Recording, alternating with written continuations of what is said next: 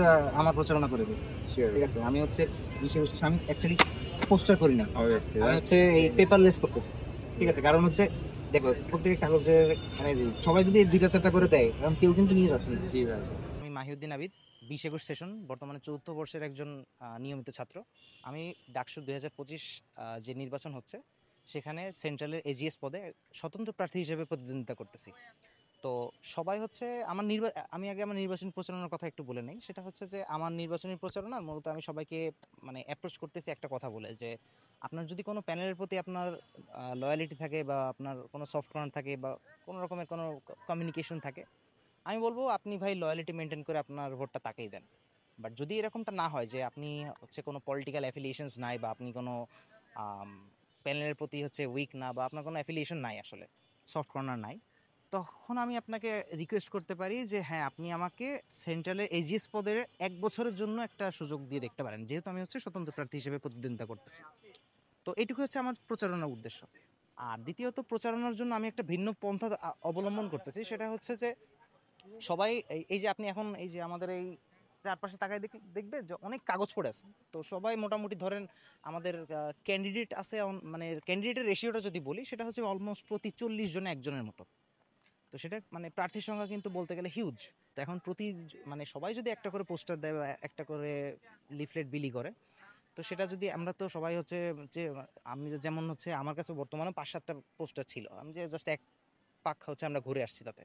তো সবাই যদি হচ্ছে এরকম পোস্টার দেওয়া শুরু করে, তো আমরা হচ্ছে সবাই তো সবসময় ক্যারি করতে পারি না, তো আমরা কিন্তু আলটিমেটলি জিনিসটা ফেলেই দিই। তো এতে এখন অ্যাজ এ স্টুডেন্ট আমি কিন্তু কাগজের অপচয় ব্যাপারটা সাপোর্ট করতে পারতেছি না বা আমি এটা কোনো মতে অ্যাপ্রিসিয়েট করবো না। তো আমি এবার এর জন্য করতেছি কি যে আমি যেন আলাদা করে আরো এক্সট্রা কাগজ না দেই বা আমার যেন দেওয়া না লাগে, ইভেন এটা যেন কারোর জন্য বার্ডেন না হয় বা ইভেন এটা কস্ট এফিসিয়েন্টও, যে আমি আমার কাগজগুলো দিচ্ছি না, তার বদলে আমি ধরেন আমি আমার একটা সিল বানাই নিছি। তো এই সিল দিয়ে হচ্ছে আমি প্রচারণাটা করতেছি কিভাবে, ধরেন আপনি যে কারোর কাছে দেখবেন অনেকগুলো কাগজ আছে, তো আমি তাদের কাগজটা নিচ্ছি, আমি তাদেরকে অ্যাপ্রোচ করতেছি অ্যান্ড তাদের এটা বলতেছি যে আপনি যদি আমাকে একটু সুযোগ দেন আমি হচ্ছে আমি আমার প্রচারণাটা আমি আমার ওয়েতে করতাম বলে তাদের কাছ থেকে কাগজটা নিয়ে আমি হচ্ছে অ্যাকচুয়ালি সিলটা মারতেছি।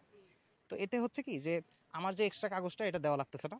দ্বিতীয়ত আপনার এই কাগজ বা পোস্টার বানাইতে কিন্তু অলমোস্ট একটা হিউজ অ্যামাউন্টের একটা খরচ হচ্ছেই।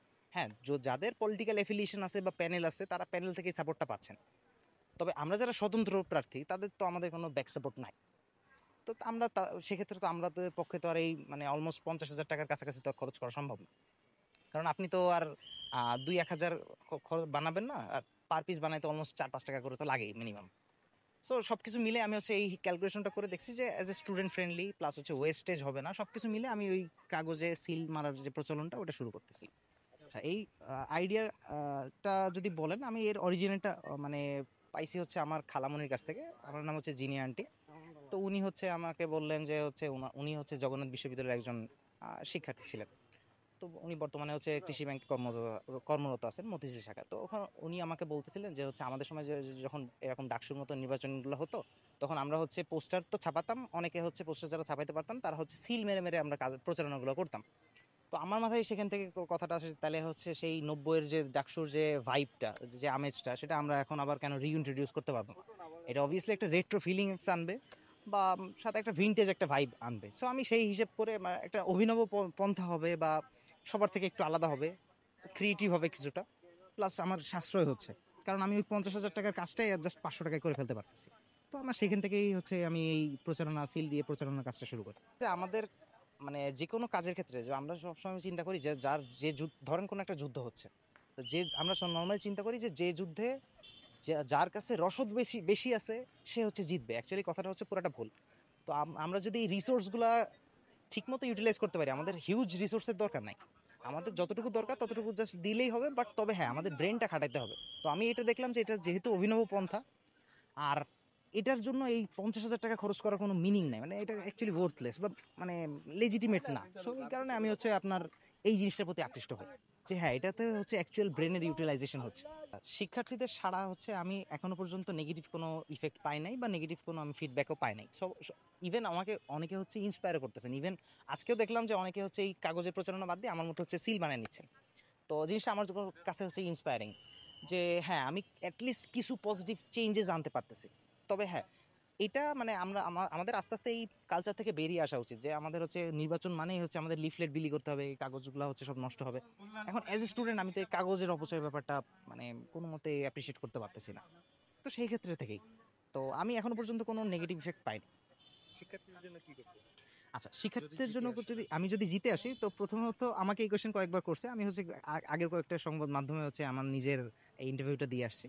তো আমি যারা এই কোয়েশ্চেনটা করছে আমি তাদের জাস্ট আপাতত একটা মানে দুইটা আনসার দিছি যে হচ্ছে আমি প্রথমে যদি জিতি, তো জেতার পরে আমার প্রথম কাজ হবে, আমরা জিততেছি, আমরা ডাকসু নির্বাচনটা হচ্ছে 9 সেপ্টেম্বর 2025। আমার কাছে আমি জাস্ট আমি একটা রিজাইন লেটার লিখবো 9 সেপ্টেম্বর 2026 দিয়ে, যে 1 বছরের জন্য যে আমার যে কাজ, এটা আমি 1 বছরের জন্য রিজাইন লেটারে সিগনেচার করে আমি এটা হচ্ছে স্যারের কাছে জমা দিয়ে দিব, যে আমি 1 বছর বেশি থাকতে চাই না। কারণ আমি মনে করি 1 বছরের মধ্যেই এই ডাকসু নির্বাচনের প্রচারণাগুলো করা উচিত।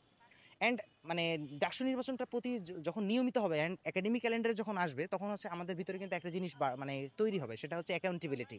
এই অ্যাকাউন্টেবিলিটি জিনিসটা কিন্তু আমাদের অ্যাকচুয়ালি দরকার।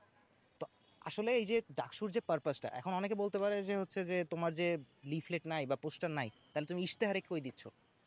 এখন আমার কথা হচ্ছে এই যে ম্যানিফেস্টোর যে ব্যাপারটা, এখন আমি যেহেতু ক্যাডেট কলেজের ব্যাকগ্রাউন্ডে, আমাদের মানে বিশেষত্ব কিন্তু এটাই ছিল যে কথা নয় কাজ। তো এখন আমি যদি চটকদার কথাবার্তা বলে যদি আমি হচ্ছে সবাইকে জাস্ট মন ভোলানোর জন্য বলে থাকি, আর হচ্ছে আমরা জাস্ট এই ইনফরমেশনগুলো দেওয়া পাস করে থাকি, এটা কিন্তু আমার জন্য একটা ডিসক্রেডিট, এটা আমার পার্সোনালিটির জন্য একটা ডিসক্রেডিট যে আমি কথা দিয়ে রাখতে পারতেছি না। সো আমি হচ্ছে ওইরকম কোনো মন গড়া কথা দিতে চাচ্ছি না যে হচ্ছে আমি এটা করবো ওটা করবো। তবে হ্যাঁ, আমি অবভিয়াসলি অ্যাকাউন্টেবিলিটি ক্রিয়েট করবো, আর কিছু ক্ষেত্র নিয়ে আমার কাজ করার ইচ্ছা আছে। সেটা হচ্ছে শিক্ষক নিয়োগ।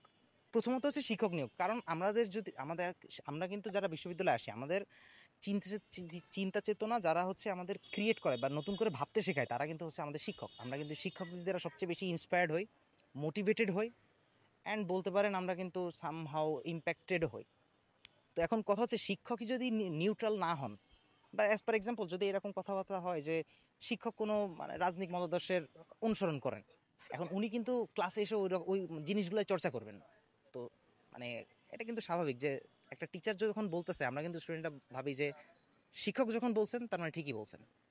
তো আমরা মানে আমার উদ্দেশ্য হচ্ছে সেটাই যে আপনি বা মানে আপনারা যদি হচ্ছে আমাদের ইন্সপায়ার না করেন যে আমরা হচ্ছে রাজনীতি করব না বা রাজনৈতিক ক্ষেত্রে অ্যাফিলিয়েশন দরকার নাই স্টুডেন্ট থাকা অবস্থায়, তাহলে কিন্তু আমাদের এই জিনিসগুলো মানে আজকে এই পর্যন্ত আসতো না। ইভেন 24-এ গণ অভ্যুত্থানের যে আন্দোলন ছিল, ওখানে আমরা জাস্ট গুটি কয়েকজন টিচারকে পাইছিলাম আমাদের পাশে, যারা হচ্ছে আমাদের সম্পূর্ণ সমর্থন দিয়েছিলেন। আর ম্যাক্সিমাম টিচাররা কিন্তু হচ্ছে আমাদের কোনো হেল্প হেল্প করেন নাই, ইভেন অনেক ক্ষেত্রে ধরাইও দিছেন যে হচ্ছে এরা এখানে আছে, ওদের গিয়ে ধরো। সো আমি মনে করি এটা আগে নিউট্রালাইজ করা উচিত, শিক্ষক নিয়োগের ব্যাপারটা।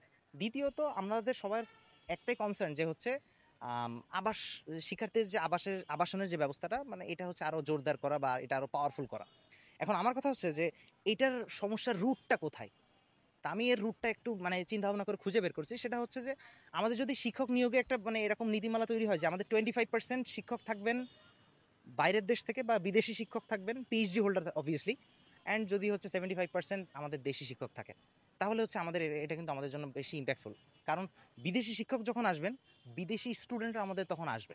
তখন আমাদের এই রেশিওটা এরকম হয় যে 75% দেশি স্টুডেন্ট, 25% বিদেশি স্টুডেন্ট, তখন কিন্তু তাদের থাকার জন্য তারা কিন্তু অ্যাকচুয়ালি আমরা যেরকম এখন গণরুম বলতে ভুল হবে, আমাদের যেমন এক রুমে এখন 8 জন থাকি, একটা বেড 2 জনে একটা সিট শেয়ার করে থাকতেছি, তখন কিন্তু এরকমটা হওয়ার কথা না। মানে তখন তো কিন্তু অ্যাকচুয়ালি এরকম হবে না, কারণ বিদেশির যে মানে স্টুডেন্টরা আসবে তারা কিন্তু অ্যাকচুয়ালি কখনো শেয়ার করে থাকতে চাবে না, তারা ইভেন চাইবে একটা রুমে সর্বোচ্চ 1 জন বা 2 জন থাকতে।